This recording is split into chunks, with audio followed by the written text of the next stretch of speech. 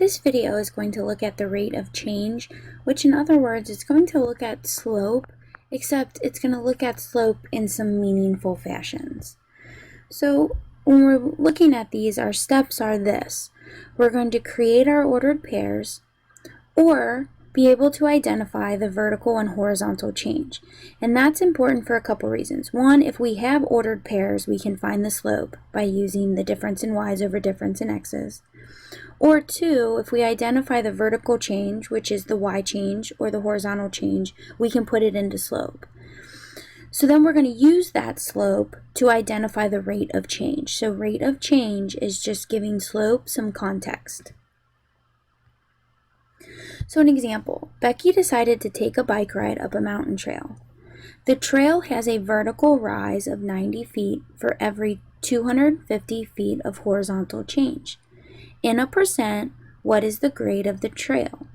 So again, let's identify vertical, horizontal change. So it tells me directly that the vertical rise is 90 feet, so that's on top.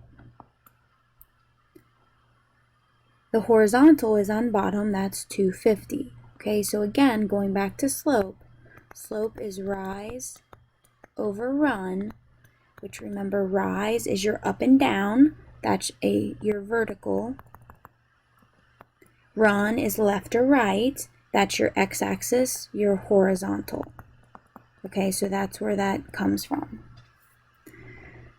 Okay, so now let's take this a little bit further. Okay, so it wants it in a percent. So what we'll do is we'll divide that to get it a decimal. So if I do 90 divided by 250, that gives me 0.36. And then to change a decimal to a percent, you can multiply by 100 and you get 36%. And you see that a lot when you're talking about the grade of anything, whether it's a trail or a road. They typically tell you the percent of the grade. So we would say that this trail has a 36% grade. Okay, but they derive that by looking at the vertical change versus the horizontal change and then coming up with that percentage. Okay, let's look at another example. A climber is on a hike. After 2 hours, he is at an altitude of 400 feet. After 6 hours, he is at an altitude of 700 feet. What is the average rate of change? So in other words, we're trying to figure out what is this climber doing within every hour, because we're talking about hours here, or within every minute if we were talking about minutes. So when I go to write these ordered pairs, because I have 2 hours, which corresponds with 400 feet, I want to put that in ordered pair. Remember that your x is 99.9% of the time your time or your duration. So when I put these, I'm going to put the 2 because it represents time of hours, and then the 400 is going to be my y. So in other words, this is your time. And in this case, y is going to be the altitude. So that's my first measurement of time. And then the next one is 6 hours, which was 700 feet. That's my second. So now that I know kind of where this hike was and now where it is at the end or after 6 hours, I can find the slope. So we do 400 minus 700, that's your y's, and then we do 2 minus 6, that's going to give me negative 300 on top, and it's going to give me negative 4 on bottom, which is going to come up to a positive, and it's going to be 75. So that's going to tell us that 75, and then think of this order here. So we do y's over x's, that's your slope, which if I refer up here, that's altitude over time. So 75 would be altitude to time, so 75 feet per hour would be the average rate of change. So this climber goes about 75 feet every hour.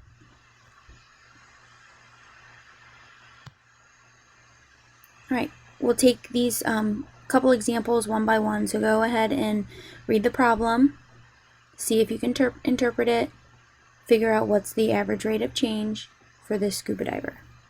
And then you can play it and hear what I have to say.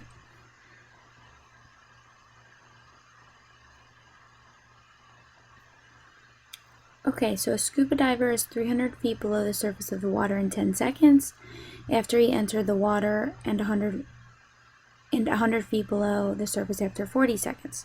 So again, let me change the color of my pen. So my ordered pairs are going to be 10 seconds to 100 feet, and then I was 40 seconds to, oh sorry, that's wrong. It's 10 seconds to 30 feet, my apologies, 40 seconds to 100 feet. So I would take those two ordered pairs and then I would find my slope, because that is my rate of change. And that would give me this, which is -70 over -30, which would give me a +2 1/3. Okay, or you could have 7 over 3, whichever it is. So if I was going to interpret this, what is the scuba diver's rate of change? Again, that would be 2 1/3 feet per second. Again, remember your y comes first, your x comes second, because that's what slope is. Okay, so I wouldn't want to say 2 1/3 seconds per foot. Doesn't make a whole lot of sense, but we want y's first, x second. So for these problems, make sure that if you came up with this, that's great. But don't stop there, and make sure you interpret it. Okay, because this bottom fully answers that question, not the 2 1/3. All right, try this one.